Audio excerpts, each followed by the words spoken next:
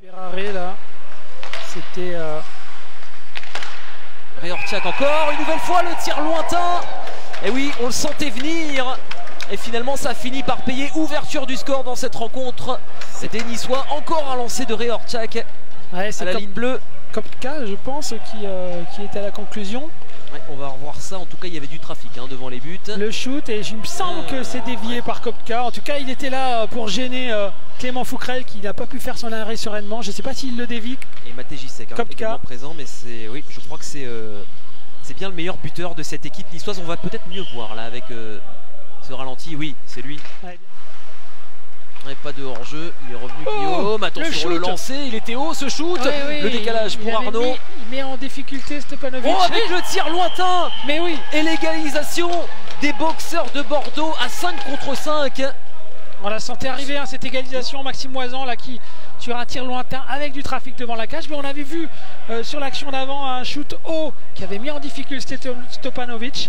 Là on voit sur le rebond, on remet en haut sur Max Moisan avec du monde devant la cage. Stopanovic ne peut voir le palais. Et c'est le but, il me semble qu'il est allé directement, peut-être à revoir sur le ralenti. Mais en tout cas, on la sentait arriver. Les Bordelais, depuis leur pénalité, et effectivement commençaient à gagner des duels.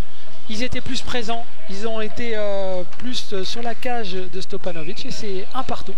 C'est légèrement touché par Guillaume avec Arnaud face à Carpentier. Oh, attention à la mauvaise passe. Oh là là, quelle belle combinaison. Et que c'est bien fait. Une erreur en défense de la part des boxeurs de Bordeaux. Et on se saisit de cette opportunité en supériorité numérique pour les Niçois qui prennent les devants dans ce troisième tiers-temps face aux boxeurs. Ils payent cher leur indiscipline. Oui, un palais récupéré sur un palais qui paraissait anodin, effectivement.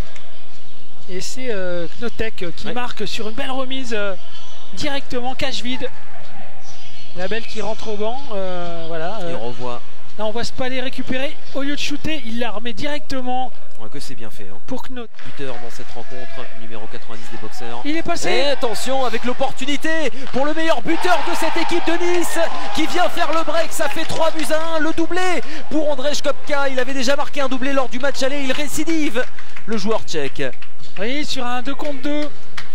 Un 2 contre 2, le joueur niçois on avait pensé qu'il avait un peu raté son contrôle. Il a réussi à trouver le buteur qui est parti tout seul alors que c'était un 2 contre 2 à la base.